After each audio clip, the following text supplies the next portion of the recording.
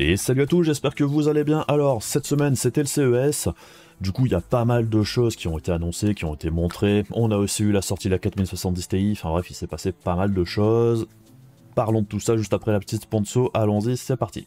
Vous avez monté un nouveau PC pour les fêtes ou vous avez besoin de passer à la dernière version d'Office, alors n'hésitez pas à profiter des promos du nouvel an de chez Godil24, avec 62% de réduction avec le code VBX62 sur les différentes versions d'Office. Il y a également 50% de réduction sur les clés Windows 10 ou Windows 11 avec le code VBX50, et il y a également des packs Windows plus Office qui peuvent être assez intéressants du coup, puisque ça fait une réduction de 62% pour les deux, et en bas de la page, le site vous indique comment utiliser son moyen de paiement par PayPal. Mais je vais vous montrer aussi directement comment ça fonctionne. Alors par exemple, moi je veux un pack Windows 10 Pro plus Office 2021, je clique sur le bouton, je rajoute au panier, j'arrive sur la page où je rajoute le code VBX62 comme vous pouvez le voir ici, et maintenant je peux passer au paiement. Et pour accéder au paiement par PayPal, vous devez juste cliquez sur continuer, vous avez après un petit récap de la commande, vous faites toujours continuer. Une fois que vous arrivez ici, vous cliquez sur choisir un moyen de paiement, vous cliquez sur PayPal et vous continuez avec votre compte PayPal comme d'habitude jusqu'à ce que vous ayez terminé. Et une fois le paiement validé, en quelques minutes vous recevrez par mail là où les clés que vous venez d'acheter, et si vous rencontrez quelques problèmes que ce soit, vous avez une assistance 24 heures sur 24, 7 jours sur 7 sur le site qui vous aidera en cas de problème. Tous les liens seront dans la description de la vidéo et comme d'habitude, si vous les utilisez, eh bien merci puisque ça soutient concrètement la chaîne, et merci également à Godil24 de sponsoriser cette vidéo. Et donc on commence avec les processeurs à 65 watts qui sont sortis chez AMD et Intel. Chez AMD ça sort le 10 janvier, chez Intel c'est déjà trouvable dans le commerce. Alors ces processeurs, on en parle depuis un bon moment sur la chaîne, particulièrement puisque d'un point de vue performance-prix, ils sont souvent un petit peu plus intéressants. Alors du côté de chez Intel, pas de grande surprise, ça fait énormément de nouveaux processeurs qui arrivent sur le marché, ça fait beaucoup de nouvelles références. Les processeurs les plus intéressants chez Intel dans l'histoire, alors on a le 13100F qui fait suite au 12100F, le 12100 c'était un processeur que j'aimais beaucoup, là ça reste un 4 corps 8 threads et c'est très clairement le processeur qui évolue le moins avec cette nouvelle génération, puisqu'on a uniquement environ 100 MHz sans plus sur le boost, ce qui concrètement va pas changer grand chose. Et comme je le disais juste avant, on peut déjà trouver ces nouveaux processeurs dans le commerce, par exemple chez Rue du Commerce c'est disponible. Le 12100F il était particulièrement intéressant parce qu'il tournait souvent aux alentours des 100 €. Là à 150 € pour le 13100F, personnellement je trouve que c'est beaucoup trop cher, surtout qu'en face de ça on peut trouver assez facilement par exemple un Ryzen 5 5600 plus ou moins au même tarif, et même en ce moment on peut trouver des 12400F en promo pour à peine plus cher, donc là très clairement le 13100F pour l'instant c'est juste trop cher. Personnellement les deux processeurs qui m'intéressent le plus avec cette nouvelle série, c'est le 13400F et le 13500, voire le 13600. S'ils sont trouvables à bon prix, ils pourraient être assez intéressants. Le 13400F, ça doit taper plus ou moins les mêmes performances que le 12600K, ça reste à voir. D'ailleurs, je devrais en avoir un à tester dans pas très longtemps, donc ce sera l'occasion de vérifier. Et l'autre processeur qui pourrait être plutôt intéressant, ce serait le i5 13500, puisque ça reste un 6 gros corps, 8 petits corps, donc c'est une configuration similaire au 13600K. C'est juste que les fréquences sont moins élevées, mais dans les grandes lignes, je pense qu'il devrait pas être super loin derrière, et selon le prix, ça pourrait être hyper intéressant, puisque comme on le voit ici, le 13500, ça doit commencer à 232 $.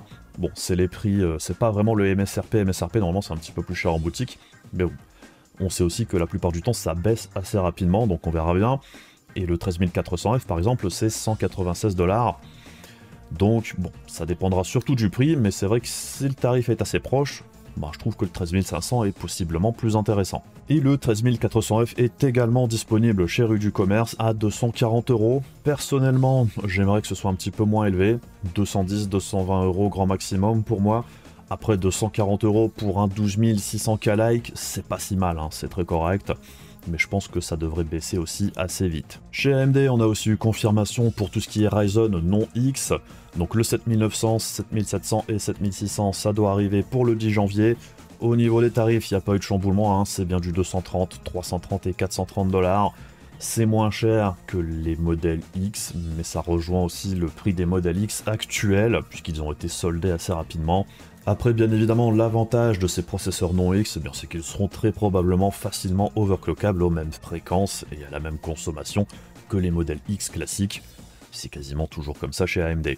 On a aussi eu des nouvelles infos pour les nouveaux processeurs pour les PC portables. Alors le CES, c'est souvent l'occasion pour les constructeurs d'annoncer leur nouvelle série de puces GPU, CPU pour PC portable. Il y a beaucoup de choses, on va pas faire le détail ici. Moi, ce que je retiens dans les grandes lignes, c'est que c'est le bordel, encore une fois. Il y a énormément de déclinaisons, avec des consommations différentes, avec des séries différentes, avec des générations différentes. Comme on le verra après, Intel, c'est pas forcément les pires dans l'histoire. Et il y a des choses assez intéressantes pour les PC portables, par exemple les processeurs HX chez Intel, ça rajoute énormément de corps, un petit peu comme sur les PC de bureau en fait. Et c'est un petit peu un portage de la gamme PC de bureau sur PC portable ici. Donc il pourrait y avoir des processeurs assez intéressants pour des machines mobiles, même si la consommation pourrait être assez élevée bien évidemment. Après il y a des déclinaisons un petit peu moins gourmandes, mais bon, encore une fois, ça fait beaucoup de processeurs différents possibles. Par contre, on a aussi chez AMD cette aberration ici, sur les Ryzen 7000, on a 4-5 générations, architectures différentes sous le même nom Ryzen 7000, ce qui fait qu'on se retrouve avec des Ryzen 7020 par exemple, qui sont basés sur du Zen 2. On a aussi du Zen 3, du Zen 3+, et on a aussi deux types de Zen 4 en fait, puisqu'on a les chiplets classiques qu'on retrouvait sur PC de bureau, et on a aussi du Zen 4 en monolithique, un petit peu à ce qui se faisait avant, la gamme Phoenix. Donc, c'est le bordel. Après, le gros intérêt pour AMD de procéder de la sorte, c'est qu'on le sait, AMD, ils ont des limites au niveau de la capacité de production, puisque c'est pas comme Intel. Intel a ses propres usines, ils peuvent fabriquer les processeurs par eux-mêmes. AMD, eux, ils doivent passer par TSMC. Et comme on l'a vu ces dernières années, par exemple, ils fabriquaient tout quasiment sur le 7 nanomètres, et ça avait été hyper encombré avec les consoles, les processeurs, les GPU, tout était sur le même process de fabrication. Et donc c'est vrai qu'AMD depuis, la réaction ça a été on va étaler les gammes sur plusieurs process de fabrication différents. Donc du coup, comme on le voit ici, au niveau des processeurs, il y a une série de processeurs qui est fabriquée sur le 5 nanomètres, donc ça c'est les mêmes que pour les PC de bureau. On a du 4 nanomètres, on a du 6, du 7, donc bref, AMD s'étale un petit peu plus pour essayer d'avoir le plus de capacité de production possible. Donc c'est une bonne chose pour AMD, par contre pour le consommateur, il faudra vraiment faire très attention. Si vous achetez un Ryzen 7000 mobile, faut bien faire gaffe que ce soit bien la bonne série qui vous intéresse vraiment. Côté GPU pour PC portable, AMD a également parlé un petit peu de ses nouveautés, et il y en a une qui moi m'intéressait particulièrement, c'est que comme on le voit ici, on a une nouvelle puce en RDNA 3, et à la vue des specs, c'est Navi 33. Navi 33 que l'on retrouvera aussi sur les PC de bureau. Donc la 7600 XT et 7600, c'est très probablement les mêmes puces que l'on retrouvera dans quelques temps sur PC de bureau. C'est du RDNA 3. Ici c'est de la puce monolithique, c'est pas du chiplet comme pour Navi 32 ou Navi 31 qui équipent les 7900 XT et XTX. Donc ce sont des puces plus simples, et elles sont gravées sur le 6 nanomètres comme c'est écrit ici, et non pas sur le 5 comme les puces les plus puissantes. AMD a également fait quelques comparatifs entre la 6600M et la 7600M XT, ce que je trouve un petit peu borderline. En toute logique, ils auraient dû comparer la 6600 XT à la 7600 XT. Bon, là, c'est du graphique marketing. Mais bon, on voit qu'il y a quand même une belle évolution d'une génération à l'autre. Mais, comme on va le voir juste après, c'est pareil. Ici, ils comparent la 7600M XT au GPU de PC de bureau en 3072 Go et 8 Go. On voit qu'on a des performances quand même en hausse. Après, est-ce qu'on aura la même configuration? Est-ce que ce sera la même consommation? Est-ce que ce sera le même comportement pour la puce pour PC de bureau? Pour l'instant, on ne sait pas. La seule chose que je peux vous dire, c'est que les performances que l'on voit là, c'est environ 15% au-dessus de la 3060. Au final, on est quand même très proche des performances de la 6600 XT de PC de bureau actuelle. Donc pour le moment, il n'y a pas de quoi déduire quoi que ce soit pour la future 7600 XT basée sur RDNA 3 pour PC de bureau. J'espère qu'elle sera plus puissante que ce que l'on voit ici, puisque sinon ce serait quand même assez dramatique.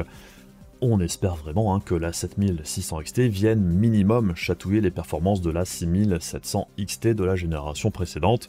On verra bien comment ça se passe. L'autre truc qui est intéressant, c'est justement que la puce est en production, puisqu'elle devrait débarquer assez vite sur PC portable. Ça voudrait peut-être dire qu'on l'aura peut-être plus rapidement que Navi 32, ou peut-être qu'AMD va la réserver pour les PC portables dans un premier temps. On verra bien.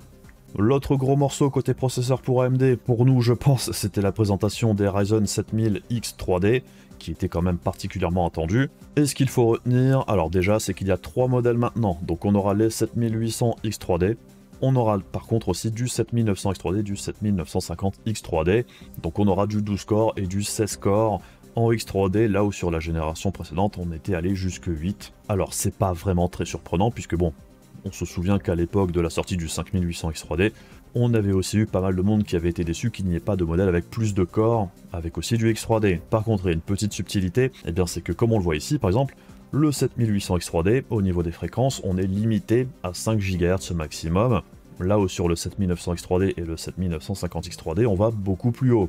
Et c'est vrai que pendant la présentation, je me posais la question, comment ça se fait que le 7800X3D est beaucoup plus bas au niveau de la fréquence que les deux autres. On en a appris un petit peu plus par la suite, donc la grosse différence entre le 7800X3D et les autres, eh bien c'est que le 7800X3D, comme sur la génération précédente, on a un chiplet avec un cache de niveau 3 stacké au-dessus de la puce classique. Et pour le 7900 et le 7950X3D, c'est pareil, on a toujours un chiplet avec du cache de niveau 3 stacké au-dessus. Par contre, on aura aussi un chiplet classique à côté, donc on n'a pas du 3D stacking sur les deux puces, on en a juste sur une seule. Donc c'est pour ça que le 7800X3D va moins haut en fréquence que les deux autres, parce que lui il n'a qu'un seul chiplet avec 3D stacking. Ceux qui ont le chiplet en plus à côté, et bien comme c'est un chiplet classique, lui va aller aux fréquences aussi élevées que le 7900 et le 7950X classique. Et c'est vrai que cette approche un petit peu hybride, ça pose pas mal de questions. Puisque du coup, si on prend l'exemple du 7950X, on a deux chiplets à 8 corps pour le 16 corps maximum. On a un seul chiplet avec le 3D stacking qui sera limité à 5 GHz. L'autre à côté, lui, il pourra aller jusqu'à 5.7. Ce qui veut dire aussi que pour les jeux, par exemple sur le 7950X 3D, on n'utilisera quasiment uniquement qu'un seul chiplet, ce qui veut dire qu'au niveau des performances en jeu, ce sera quasiment la même chose que pour le 7800X3D. L'autre question que je me pose, c'est au niveau du 7900X3D, est-ce qu'on aura un chiplet à 8 corps et un autre chiplet à 4 corps à côté, ou est-ce que ce sera du 6+6? Par contre, le fait que ce soit une architecture hybride, ça veut dire aussi qu'on veut que Windows gère ça correctement. En gaming, on voudra utiliser uniquement le chiplet avec 3D cache et non pas le processeur à côté, et il faudrait pas que ça se mélange entre deux. Donc apparemment AMD travaille avec Microsoft pour faire en sorte qu'en gaming, concrètement, ce sera la même chose entre un 7950X3D et un 7800X3D, puisqu'on n'utilisera qu'un seul chiplet sur les deux, même s'il restera sur le côté 8 corps en plus pour faire d'autres trucs. Donc au final, ça ressemble un petit peu à ce que fait Intel avec ses gros corps et petits corps. C'est un petit peu la même approche en fait. Et le gros problème dans cette approche, c'est que ça fonctionnera de façon correcte que sur Windows 11, puisque si vous êtes sur Windows 10, il n'y aura pas ces nouvelles optimisations, on va dire. Donc si vous êtes sur Windows 10, il faudra très probablement utiliser le 7800X3D et pas les deux autres. L'autre question que l'on peut se poser, c'est comment ça va se comporter en applicatif, puisque comme on le voit ici, au niveau de la conso maximale, c'est plus bas que sur les processeurs non X3D. Pour le 7950X, on va jusqu'à 120 watts, tout comme pour le 7900 et le 7800X3D. Et en applicatif, du coup, on aura un chiplet qui va aller jusqu'à 5 GHz maximum, avec un autre à côté qui va aller jusqu'à 5.7 par exemple. À mon avis, au niveau des perfs, par rapport au 7950X classique, ça devrait pas changer énormément, puisqu'on le sait aussi, quand on baisse la limite de consommation sur le 7950X, on perd pas beaucoup au niveau des performances, ça se joue à quelques pourcents. À mon avis, le 7950X pourrait être un petit peu en dessous du classique, mais pas de beaucoup non plus. On a aussi appris 2-3 autres trucs au niveau de ces processeurs X3D. Alors déjà, on aura une nouvelle boîte qui montre bien que ce sont des processeurs avec 3D cache. Encore une fois, il n'y aura pas d'overclocking possible pour les processeurs X3D. Par contre, ce coup-ci, on pourra toucher au Curve Optimizer et au PBO, ce qui n'était pas le cas sur la génération précédente. Un autre changement, c'est la température de jonction maximale. Sur les 7000 classiques, on était à 95 degrés. Là, sur l'X3D, on sera à 89 degrés au max. Ça change pas grand chose, mais c'est un petit peu plus bas que sur les processeurs classiques. Et au niveau des performances attendues, alors AMD a communiqué légèrement sur les performances pour ce futur 7000 X3D. Apparemment, par rapport au 13900K, on devrait avoir 10 à 24%, sur les jeux qui ont été montrés ici. Personnellement, c'est pas les jeux que j'aurais utilisés, puisque par exemple, Horizon Zero Dawn, on sait déjà que c'est un jeu qui marche mieux sur les Ryzen que sur les processeurs d'Intel à l'heure actuelle, donc le gain est forcément un petit peu plus décuplé, mais c'est pas très démonstratif. AMD avait aussi montré quelques résultats par rapport au 5800X3D. Personnellement, j'aurais préféré voir les résultats par rapport au Ryzen 7000 classique. Et au niveau des jeux qui ont été choisis, c'est pas forcément les jeux qui étaient les plus intéressants avec le 5800X3D, puisque sur la génération précédente, le 5800 X3D était super intéressant, par exemple sur Flight Simulator, dans les MMORPG, dans certains jeux un petit peu plus niches comme Star Citizen et tout ça. Là, le 5800 X3D était vraiment très très fort. Est-ce que ce sera toujours le cas avec ces 7000 X3D? Je l'espère, mais on va attendre de voir ce que ça donne. Puisque l'autre gros problème, c'est qu'AMD n'a pas communiqué sur les tarifs à l'heure actuelle, donc si le tarif n'est pas adapté, ce sera forcément beaucoup moins intéressant aussi. Et l'autre point un petit peu décevant, c'est qu'on n'a pas de 7600 X3D, et là j'ai envie de dire, c'est très probablement juste une histoire de rentabilité, Le 7600 X3D coûterait moins cher que tous les autres, ça enlèverait beaucoup d'intérêt au 7800 X3D qui coûte plus cher et qui rapporte plus à AMD. C'est juste une histoire de gros sous et de segmentation ici, ce sont des processeurs premium entre guillemets, du coup AMD va faire payer un petit peu le prix fort. On passe maintenant du côté des GPU mais chez Intel, puisqu'on a eu une roadmap pour les GPU Intel selon Red Gaming Tech. C'est des rumeurs, mais ce qui est intéressant ici, c'est qu'apparemment, pour fin 2023, donc à partir du 3e trimestre, on devrait voir débarquer un refresh d'Alchemist, donc de la première génération de GPU Arc. Donc on aurait dans un premier temps un refresh des petites puces, donc tout ce qui est A380, et ensuite, pour le dernier trimestre 2023, donc à la fin de l'année, on aurait un refresh de la 770 par exemple, avec du Alchemist G21+, donc ce serait une nouvelle déclinaison, peut-être un petit peu plus performante que l'ancienne, on sait pas trop. Un petit peu plus intéressant je trouve, c'est aussi qu'en 2024, on devrait voir débarquer Battlemage. Après le petit problème, c'est que 2024, c'est aussi l'année où on devrait voir arriver les nouvelles générations de chez Nvidia et de chez AMD, puisque eux suivent des cycles de 2 ans. Malgré tout, le fait qu'Intel continue d'avancer sur ses GPU pour PC de bureau, je trouve que c'est une très bonne chose. Battlemage, de ce qu'on a entendu dire, la puce de 225 watts environ, devrait avoir des performances aux alentours de la RTX 3080, c'est ce qu'on entend au niveau des rumeurs, ça pourrait tout à fait changer par la suite. Et c'est vrai que si Intel arrive à proposer un GPU avec des performances similaires à une 3080 à un tarif intéressant, même si c'est en 2024, milieu d'année, ça pourrait être quelque chose d'intéressant. D'autant plus que c'est dans un peu plus d'un an, ça voudrait dire aussi qu'Intel a encore amélioré ses drivers. On l'a vu depuis qu'ils ont sorti cette première génération de GPU, au niveau de l'amélioration des drivers, ça va beaucoup plus vite, puisqu'Intel fait des mises à jour de ses drivers maintenant assez régulières, et on a vu par exemple dernièrement de grosses améliorations de performance sur DirectX 9, ce qui était vraiment problématique pour Intel jusqu'ici. Moi, tout ce que j'espère, c'est qu'Intel ne soit pas en retard pour Battlemage, puisque s'ils arrivent encore une fois à la fin de l'année 2024, au moment où les concurrents sont encore une fois en train de sortir leur nouvelle génération, encore une fois un rendez-vous raté. Donc si ça arrive en 2024, j'espère que ça arrivera le plus tôt possible. Puisque on a clairement besoin d'un troisième acteur sur le marché, ça se voit particulièrement en ce moment, puisque Nvidia et AMD, au niveau des tarifs, en ce moment c'est quand même super compliqué. Pour les acheteurs, c'est beaucoup trop cher dans l'ensemble, donc un troisième acteur compétitif, c'est important. On passe maintenant du côté de chez AMD avec la 7900 XTX de référence et son souci de chambre à vapeur. Alors si vous n'avez pas suivi l'histoire, il y a environ une semaine, il y a des Bauer qui avaient remonté le fait qu'il y ait des soucis de hotspot sur les 7900 XTX de référence, qui ne sont pas vendus que par AMD, mais aussi par d'autres fabricants au moment de la sortie. C'était principalement des modèles fabriqués par AMD justement.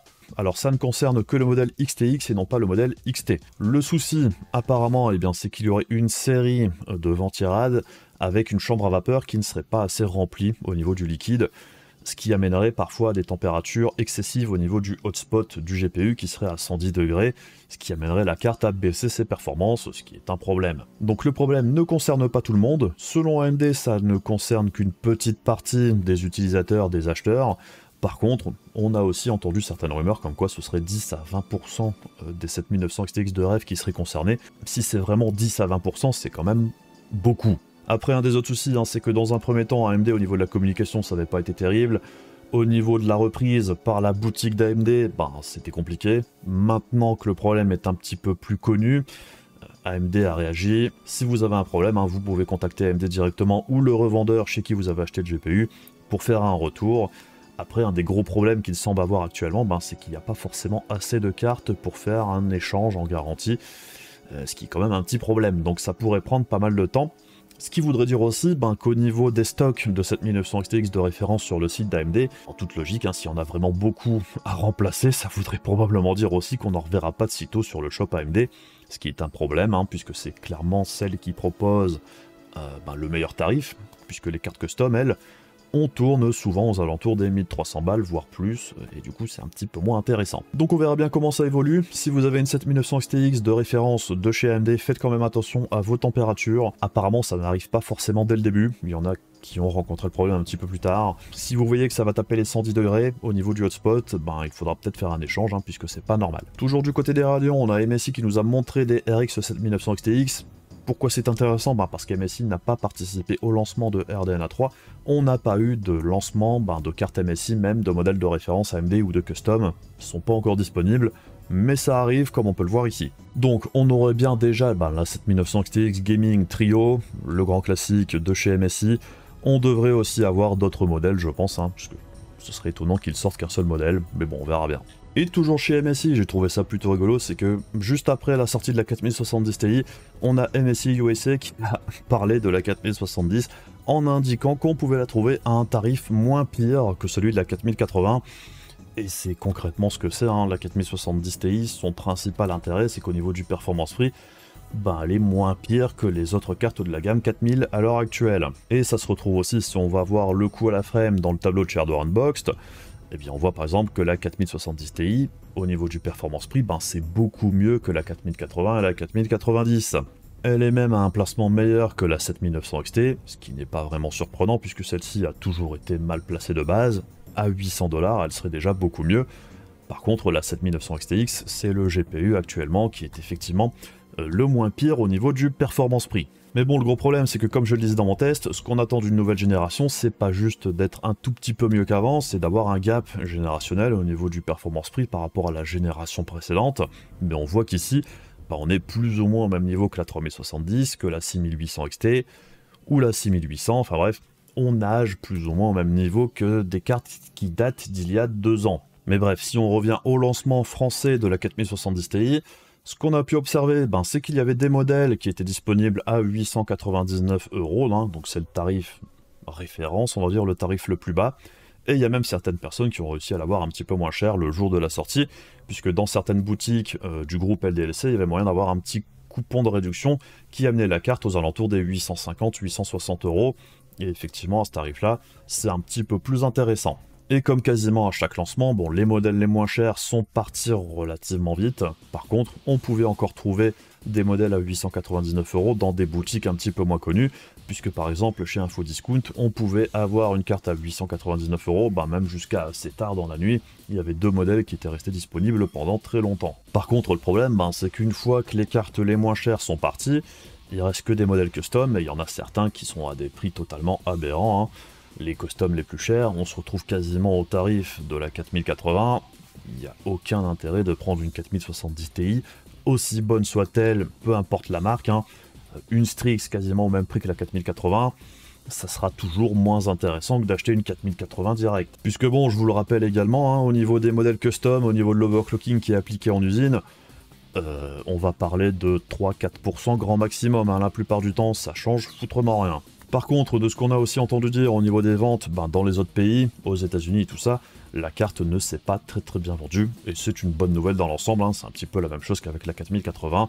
Les tarifs sont trop chers, il faut tout simplement que ça baisse, et à mon avis, dans quelques mois, ça devrait commencer à baisser un petit peu, une fois qu'on aura passé le nouvel an chinois et tout ça. Il y a un moment ou un autre, il faudra faire bouger les stocks, puisque même les revendeurs, ils vont pas être très contents d'avoir des palettes de cartes de nouvelle génération qui n'arrivent pas à écouler. Ce qui nous amène aussi à une autre rumeur. Apparemment, Nvidia serait en train de préparer la production de 2 autres cartes équipées de la puce AD104 qui équipe la 4070 Ti, donc fort logiquement, ce serait la 4070 et peut-être la 4060 Ti. Bon, rien de très surprenant dans l'histoire, puisque comme on le sait, au niveau de la gamme, on commence toujours par le haut de gamme et petit à petit on a les cartes moins puissantes qui sortent. Les prochaines sur la liste, c'est forcément la 4070 et peut-être la 4060 Ti. Par contre, ce qui est intéressant, ce serait que la 4060 Ti soit aussi sur le AD104 et non pas sur le AD106 comme on pouvait le supposer. Ce qui voudrait dire peut-être, si la 4070 est environ 10% moins performante que la 70 Ti, et si la 60 Ti est environ 10% moins performante que la 70, ça voudrait dire que la 4060 Ti serait à peu près au niveau de performance de la 3080 de la génération précédente, puisqu'on avait à peu près 20% d'écart. Donc bon, ça pourrait être pas mal si le prix n'est pas trop moche. Donc on verra bien comment ça évolue, hein, mais ce serait vraiment bien qu'au moment où ces deux cartes sortiront, que les tarifs soient un petit peu plus agressifs que ce qu'on a eu jusqu'ici, puisque bon, clairement, quand on arrive au tarif de la 4060 Ti, si c'est plus cher que 500 balles pour les perfs d'une 3080, ça va faire chier. Toujours chez Nvidia, vite fait en passant, on devrait avoir une mise à jour du DLSS 3 qui améliorerait certains problèmes qu'il y a sur le DLSS 3 actuellement, comme par exemple, il y a une vidéo qu'a mis en ligne Nvidia où tout ce qui était texte qui apparaissait à l'écran, donc que ce soit le HUD ou certains éléments dans le décor comme des marqueurs comme on le voit ici sur Cyberpunk, parfois ça buguait un petit peu. C'était particulièrement apparent sur Formula One 2022 et dans d'autres titres. Donc que ce problème soit corrigé, c'est plutôt une bonne chose. Apparemment, on aurait aussi une amélioration de la qualité d'image avec les mouvements rapides, ce qui serait plutôt une bonne chose aussi. On devrait aussi avoir par contre une amélioration de la qualité d'image du DLSS classique, le DLSS 2, particulièrement pour le modèle ultra performance qui serait plus stable et plus net dans l'ensemble, enfin une meilleure qualité d'image, ce qui est plutôt une bonne chose aussi. Et on devrait aussi avoir une amélioration du DLAA, avec une meilleure qualité d'image, moins de ghosting, ce genre de trucs, ce qui est aussi plutôt une bonne nouvelle. Toujours chez Nvidia, mais maintenant on parle du GeForce Now. Alors le GeForce Now, c'est un service que je trouve plutôt intéressant. J'avais déjà fait un test de la toute première version et également de la version 3080 il y a un an environ. Eh bien, on aurait une évolution de celui-ci, puisque maintenant le mode 3080 est devenu le mode Ultimate, et on devrait avoir des nouveaux serveurs qui fonctionneraient avec des 4080 d'ici peu. Donc le tarif ne change pas, ce qui est plutôt une bonne chose. Par contre, on aurait quelques petites évolutions plutôt sympathiques, comme par exemple le support des moniteurs ultra-wide, donc on devrait enfin pouvoir jouer en 21/9 avec le GeForce Now, ce qui était un de mes plus gros reproches sur la plateforme par le passé. Donc moi je suis plutôt content de voir que c'est enfin possible. Sur le GeForce Now l'année dernière, on avait eu accès au 1440p 120 fps, on devrait maintenant avoir un mode 240 fps, on devrait enfin avoir le support du streaming en 4K, ce qui n'était pas le cas jusqu'ici, et 4K en 120 fps, ce qui est plutôt impressionnant pour un service de streaming. Bien évidemment, quand la transition sera faite avec les RTX 4080, on devrait avoir accès au DLSS 3. Après, reste encore à voir ce que ça donnera au niveau de la latence avec le DLSS 3, puisque le DLSS 3, ça rajoute de la latence. Le GeForce Now, ça a une latence aussi, puisque c'est du streaming. Donc est-ce que les deux couplés ensemble, est-ce que ce sera intéressant? Bon, ça restera à voir. Puisqu'au niveau de la latence, le GeForce Now, ça fonctionnait vraiment déjà plutôt pas mal, particulièrement avec le mode RTX 3080, comme on le voit ici, c'était déjà le service le plus performant au niveau de la latence, ce qui est important quand on fait un service de streaming. Et on voit ici, bien qu'avec les RTX 4080 on aura le mode Reflex, par contre le mode Reflex ne fonctionnera très probablement qu'avec les jeux qui proposent un mode Reflex, donc pour les autres jeux à mon avis la latence sera plutôt similaire au mode RTX 3080 qu'on avait jusqu'ici. Donc bref, je pense qu'on aura l'occasion d'en reparler. Quand le service sera disponible avec le mode RTX 4080, j'irai le tester comme je l'ai fait pour les deux dernières versions. Nvidia toujours, mais du côté des PC portables ce coup-ci. Alors, on va passer assez rapidement, mais moi ce qui m'embête ici encore une fois, je suis plutôt mitigé. C'est surtout au niveau des noms des cartes dans un premier temps, puisque la 4090 par exemple, la 4090 de PC portable, ce n'est pas du tout la même carte que la 4090 de PC de bureau. Ici on se retrouve plus avec une 4080 de PC de bureau, avec des fréquences amoindries, ce qui est tout de suite beaucoup moins sexy. Par contre le tarif risque d'être assez salé, et c'est un petit peu la même chose pour les autres cartes de la gamme, ce sera pas équivalent à la gamme PC de bureau. Donc concrètement, moi ce que j'aimerais, c'est qu'Nvidia fasse revenir le 4090M, qu'au moins qu'on sache que c'est une puce différente, et pas juste une 4090 exactement la même que sur PC de bureau. Je sais qu'à une certaine époque, Nvidia avait enlevé ce M, parce que justement, ils utilisaient les mêmes puces que pour les PC de bureau, c'est plus le cas actuellement, et du coup je trouve que ça apporte de la confusion. Et l'autre problème que j'ai avec les puces pour PC portable, c'est qu'on va encore assister à des situations assez étranges où, par exemple, une RTX 4060 de PC portable à 115 watts sera très probablement plus performante qu'une 4070 de PC portable à 35 watts. Et ça, souvent, c'est pas précisé dans les specs d'un PC portable. On vous vend une 4070 ou une 4060, alors qu'au final, elle n'est pas forcément exploitée ou exploitable à sa configuration, à sa consommation maximale, ce qui a un gros impact sur les performances au final. Donc ça, c'est un problème qu'on retrouvait déjà sur la génération précédente, et je trouve que c'est un petit peu dommage que ce sera très probablement le cas ici encore une fois. D'autant plus qu'au niveau du tarif, ça va être très cher. On commence à partir de 1000 balles, mais comme on le voit, il y a les 4050 dans le lot. Ça veut très probablement dire que les modèles les moins chers à 1000 balles, ce sera avec une 4050. Et la 4050, c'est pas un foudre de guerre. Donc bref, de ce qu'on voit ici, même du côté des PC portables, les portables équipés de RTX 4000 vont coûter très cher aussi. On passe vite fait du côté des SSD où on a MSI qui nous a montré lors du CES les premiers SSD en génération 5. Il y avait aussi d'autres fabricants qui en ont montré. Donc bon, il y a certainement un public pour. Personnellement, ça m'intéresse pas les masses. Mais je pense qu'il y a très clairement des clients pour ça. Donc bon, pour ceux qui attendent, ça devrait arriver. Et ça devrait aussi coûter très cher. Et on enchaîne vite fait aussi avec Deepcool. Alors j'aime bien Deepcool puisque c'est vrai qu'en ce moment du côté des ventirades, bon alors on a les grands classiques, Noctua, Be Quiet et tout ça, mais c'est vrai que ces deux marques-là par exemple, au niveau de l'innovation ces dernières années, ça change pas beaucoup, c'est quasiment toujours la même chose. Même du côté de chez Cooler Master et tout ça, on n'a pas vraiment eu de grosses nouveautés. Beaucoup de marques s'intéressent principalement plus au water cooling, et c'est vrai que le marché des ventirades a été un petit peu abandonné. Mais c'est vrai que depuis quelques temps, Deepcool propose des produits quand même plutôt sympathiques, que ce soit au niveau du design, que ce soit au niveau du tarif et des performances, ils proposent vraiment de très bons produits à des plutôt bons prix, ce qui est vraiment une bonne chose. Donc là, par exemple, on voit leur nouvelle gamme, je trouve qu'au niveau du design, c'est vraiment plutôt sympa, et ça change un petit peu de ce que l'on voit d'habitude du côté des ventirades. Donc je trouve que c'est une très bonne chose qu'il y ait un petit peu plus de choses du côté des ventirades. Et ils ont aussi présenté l'Assassin 4, et ça c'est un monstre puisqu'il est vraiment énorme, j'avais vu une photo dessus, ça remplit vraiment quasiment la carte mère. Par contre ce qui était plus cool dans la photo que j'ai vue, c'est que ça allait pas empiéter sur les slots de RAM, donc ça avait l'air plutôt bien conçu, même si c'était assez énorme, puisque je me demandais même comment on pouvait enlever son GPU, puisque ça allait limite aller chatouiller la backplate, donc le truc est vraiment immense. Mais ça a l'air plutôt bien conçu, puisque c'est annoncé comme pouvant aller refroidir des processeurs de 280 watts, donc pour un ventirad, c'est quand même plutôt balèze. Enfin bref, je pense qu'on a fait un petit peu le tour pour le moment, il y aura probablement d'autres choses à dire d'ici quelques jours, la semaine prochaine très probablement, mais bon, c'était déjà un petit tour du côté du CES pour voir ce qui s'était passé. En tout cas, comme d'habitude, si la vidéo vous a intéressé, n'hésitez pas à faire les trucs casse-couilles de YouTube pour soutenir la chaîne, et on se retrouve très rapidement pour d'autres vidéos. Bisous à la prochaine, salut!